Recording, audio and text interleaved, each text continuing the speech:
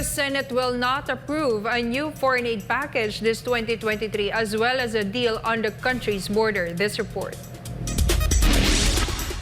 U.S. lawmakers failed to reach a deal on domestic border security. Majority Leader Chuck Schumer said a deal on border and Ukraine funding will not be completed before the end of the year. But negotiations will still continue this week among a small group of key principals.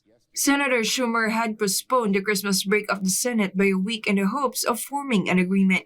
In his weekly news conference at the U.S. Capitol, Schumer said, and quote, "Negotiations aren't easy. We know it's going to take more time, and I am significantly more optimistic today than I was Thursday when we left based on the negotiations that have occurred all weekend.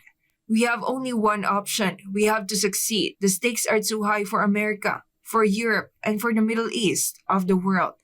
Meanwhile, in a recent joint statement with Minority Leader Mitch McConnell, the two senators expressed hope that a deal would be reached early in the new year. To recall, McConnell said that while there had been significant progress, the Senate and White House negotiators aren't there still. U.S. Republicans have refused to approve the White House request to send billions of dollars to other countries unless the Democrats introduce immigration reforms in the U.S. To recall, U.S. President Biden, a Democrat, criticized Republicans and accused them of holding the proposed foreign aid package hostage, and this, by extension, jeopardizes U.S. national security.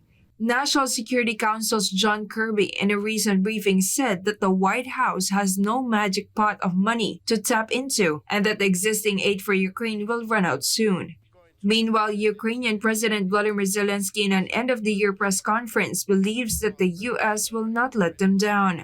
And I'm confident that the United States will not let us down, and what we have agreed in the United States will be fulfilled. Zelensky insisted that there is an agreement between Ukraine and U.S., and this will be fully implemented. To recall, Russian President Vladimir Putin accused the United States of initiating the conflict in Ukraine using the 2014 coup in Kyiv. In a Russian Defense Ministry meeting held recently, Putin said that the U.S. government was very worried about Russia getting closer with Europe and that it successfully created a rift.